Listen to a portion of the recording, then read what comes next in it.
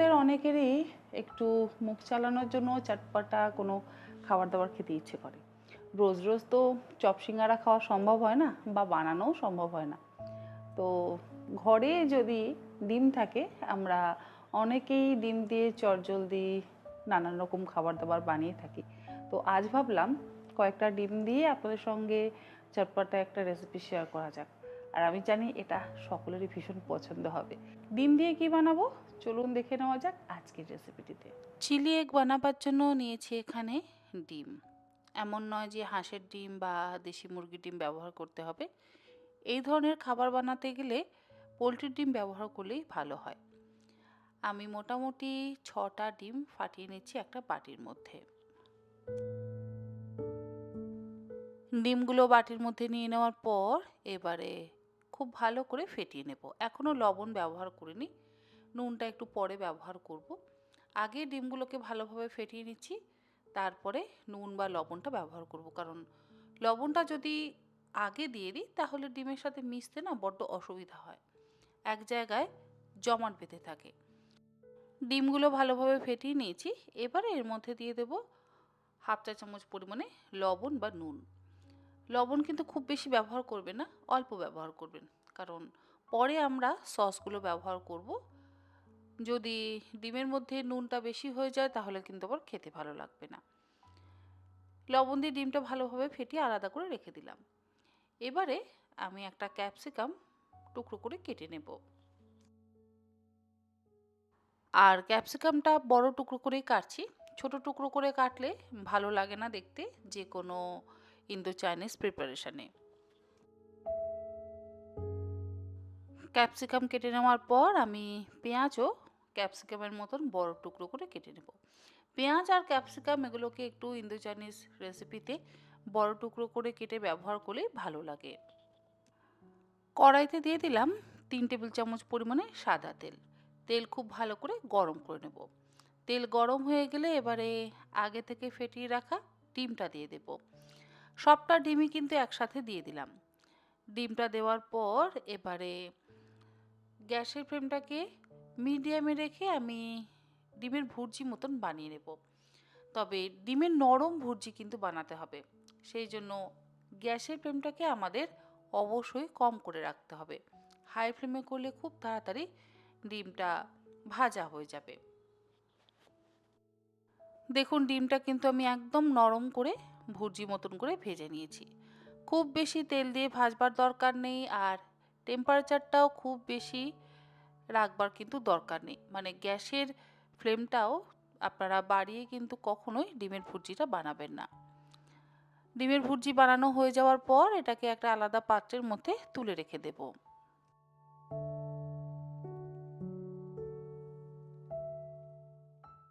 ডিমটা ভেজে তুলে নেওয়ার পর কড়াইতে দিয়ে দেব আরও 2 থেকে 3 টেবিল চামচ পরিমাণে সাদা তেল।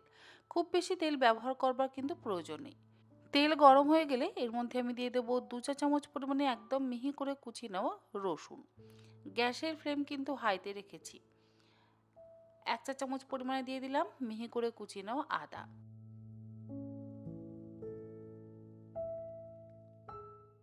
গ্যাসের ফ্লেমটা হাইতে রেখে 1 থেকে 2 মিনিট আদা আর রসুন কুচিটাকে বেশ ভালোভাবে ভেজে নেওয়ার পর এর মধ্যে আমি বড় টুকরো করে কেটে রাখা পেঁয়াজটা দিয়ে দিলাম।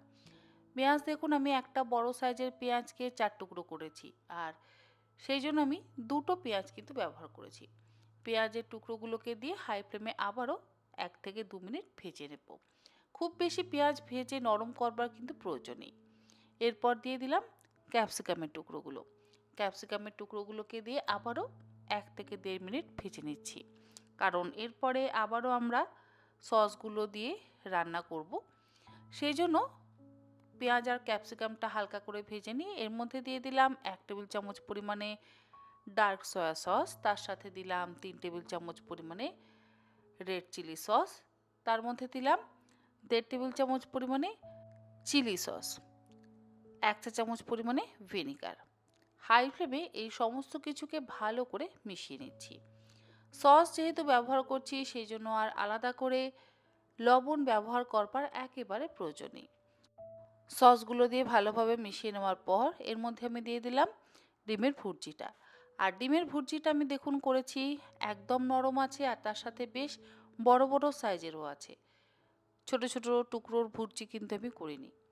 আমাদের চিলি এগ বানাবার জন্য কিন্তু এরকম বড় বড় টুকরোর ভুর্জিরই প্রয়োজন। সমস্ত কিছু এবারে একসাথে ভালোভাবে মিশিয়ে নিলেই তৈরি আমাদের চিলি এগ। এর মধ্যে আপনারা চাইলে আজিনামোটো বা এমএসজি ব্যবহার করতেও পারেন, আবার চাইলে নাও করতে পারেন। আমি 1/4 চা চামচ পরিমাণে আজিনামোটো বা এমএসজি ব্যবহার করলাম। আপনারা আপনাদের ইচ্ছে মতন ব্যবহার করবেন, ইচ্ছে না হলে ব্যবহার করবেন না।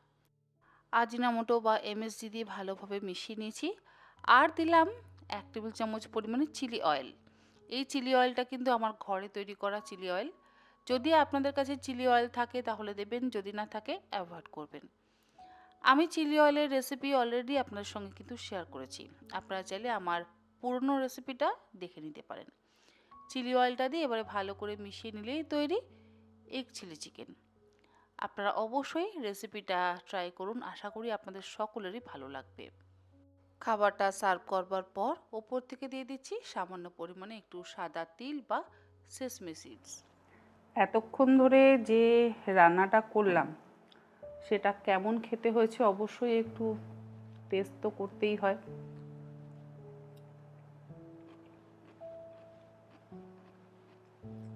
অপূর্ব হয়েছে। আর